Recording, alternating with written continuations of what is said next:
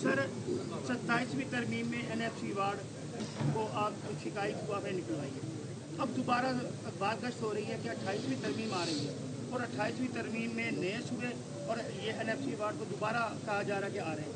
अगर ये 28वीं तरमीम आती है और दोनों चीज़ें आती हैं, क्या आप हिमायत करेंगे?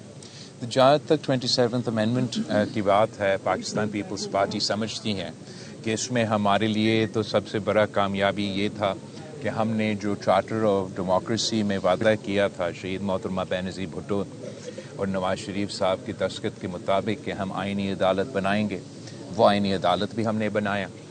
उस आईनी अदालत को तमाम सूबे के बराबर का नुमाइंदगी, जो पाकिस्तान पीपल्स पार्टी की बहुत ही पुरानी मुतालबा था, उसको भी यकीनी तौर पे अमली तौर पे हमने 27वीं तरमीम के मुताबिक ये आईनी अदालत को तमाम सूबों को बराबरी का नुमाइंदगी। और ये भी एक फ़ख्र की बात है कि जब से सबसे पहले जो उस आईनी अदालत का सरबराह है, जो कॉन्स्टिट्यूशनल कोर्ट का चीफ जस्टिस है, जनूबी पंजाब से ताल्लुक़ रखता है। दूसरा, पाकिस्तान पीपल्स पार्टी के लिए जो हम समझते हैं सियासी तौर पे हमारी मंशूर की जीत है, हमारा नज़रिया की जीत है, वो ये कि जो वफाकी हुकूमत की तजवीज़ था या डिज़ायर था कि NFC अवार्ड के जो हमने तमाम सूबों को तहफ़्फ़ुज़ दिलवाया था 18वीं तरमीम को, और वो उसको हटाना चाहते थे, वो हमने रोका। वो पाकिस्तान पीपल्स पार्टी की बहुत बड़ा कामयाबी है।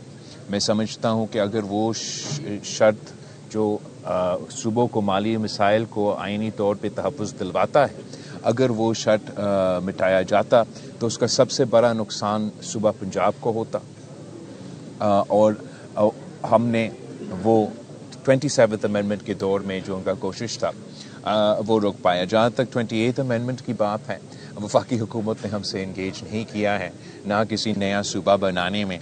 ज़रूर जहाँ तक मुआशी स्पेस है वफाकी हुकूमत के लिए, और जो वफाकी हुकूमत का मुआशी मुश्किलात है, हुकूमत को हमें अप्रोच करने की ज़रूरत उस अंदाज़ में नहीं है। हम सबको पता है कि वफाकी हुकूमत का मुश्किलात है, मगर वो वफाकी हुकूमत का मुश्किलात का ज़िम्मेदार ना लाहौर के अवाम है, ना मुल्तान के अवाम है, ना चिन्योट के अवाम है, ना कराची के अवाम है, ना लड़काना के अवाम है, ना कबायली इलाकों के अवाम है, ना पेशावर के अवाम है, ना सिबी का अवाम है, ना गवादर का अवाम है।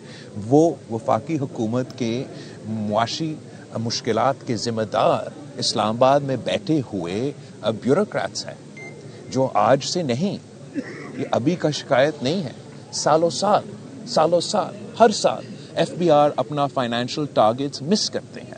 तो ये सोच कि FBR की कमज़ोरियाँ, FBR की गलतियाँ का बोझ लाहौर के अवाम को उठाना चाहिए या किसी और सूबे के अवाम को उठाना चाहिए, उसका बिल्कुल पाकिस्तान पीपल्स पार्टी मुखालफत कर रही है और करती रहेंगी।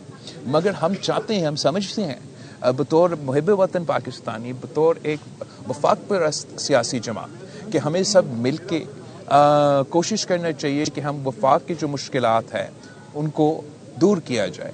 उसके लिए पाकिस्तान पीपल्स पार्टी के चंद तजवीज़ है, और अप्रोप्रिएट फोरम पे जैसे NFC अवार्ड के फोरम्स पे और हुकूमत के साथ जो गुफ्तगू होते उसके थ्रू हम अपने तजवीज़ देना चाहेंगे, जिससे हम समझते हैं कि हम सूबे के इख्तियारात कम किए बगैर, सूबे के माली ज़िम्मेदारियाँ कम किए बगैर, हम सब मिल के वफाक की ये मुआशी मुश्किलात दूर कर सकते हैं, और उस पर इंशाअल्लाह ताला पाकिस्तान पीपल्स पार्टी काम करती रहेगी। इस वक्त जो पॉलिटिकल इंस्टेबिलिटी है, अभी हम देख रहे हैं कि कोई फॉरेन डायरेक्ट इन्वेस्टमेंट पाकिस्तान में नहीं है। सॉरी, कोई फॉरेन डायरेक्ट इन्वेस्टमेंट पाकिस्तान में नहीं आई, जबकि हम प्राइम मिनिस्टर की हर दूसरी स्पीच में ये सुनते हैं कि पाकिस्तान की मईशत जो है वो टेक ऑफ करने वाली है, लेकिन ऐसा हो नहीं पा रहा। पाकिस्तान के अवाम, आप जगह जगह गए हैं, देखा है किस कदर मुश्किलात का शिकार है।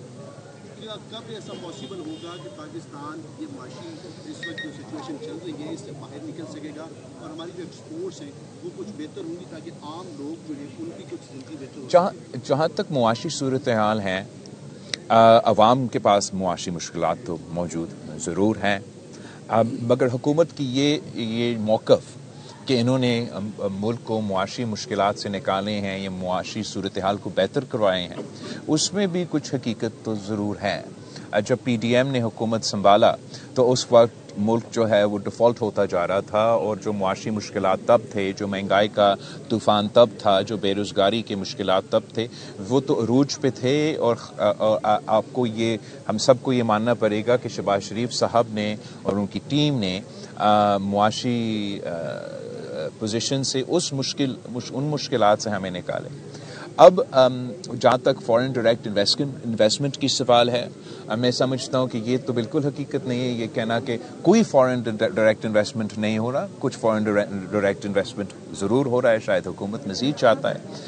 मैं समझता हूँ कि फॉरेन डायरेक्ट इन्वेस्टमेंट के साथ साथ या फॉरेन डायरेक्ट इन्वेस्टमेंट से ज़्यादा एक्सपोर्ट्स पे फोकस करना चाहिए, और पाकिस्तान को अपना उन सेक्टर्स को सपोर्ट करना चाहिए जिससे हम अपने एक्सपोर्ट्स में इजाफा कर सकें.